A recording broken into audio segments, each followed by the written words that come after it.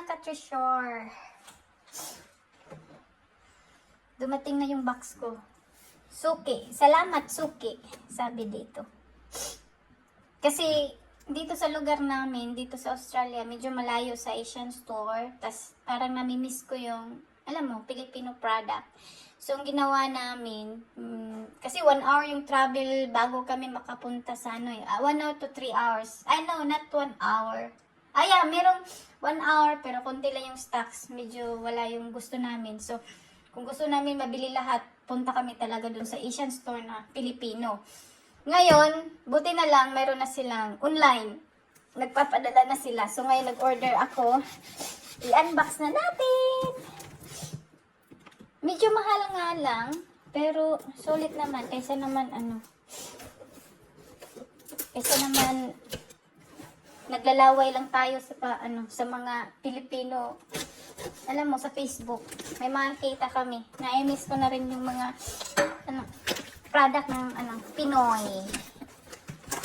Ayan, thank you, Suki card.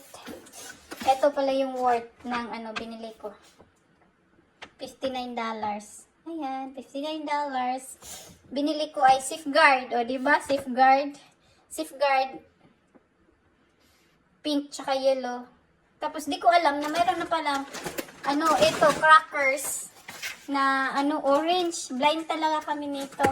Subukan ko nga siyang buksan. Di ko alam na, mayroon na palang, akala ko kasi Skyflix lang. Skyflix tsaka Hansel. So, ayan, tadan! Ito pala ang orange. Pero I'm not sure kung ano ang nasan. Okay. Ito pala yun. Masarap daw, masarap.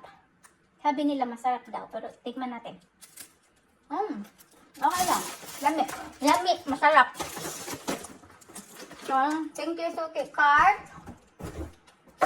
Tapos, tadam! Junk foods tayo. Namiss ko na kasi ito eh.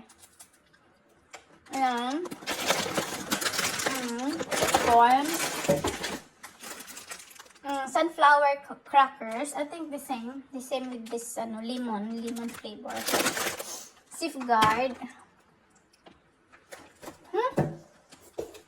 Isang safeguard lang?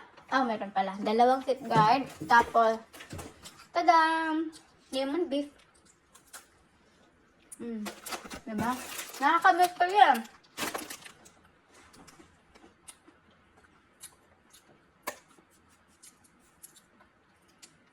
Ito binili. So, sa mga nasa dyan, hanap na lang kayo, so, nasa abroad, hanap na lang kayo ng, yung online Asian na, product. Para, makatikim naman kayo ng, Kasi nag-craving ako nito, sweet corn, bata pa ako, ito talaga gusto ko. Kaya naisip ko, bili kaya ako sa online. Na-miss ko na yung junk foods ko nung bata pa ako.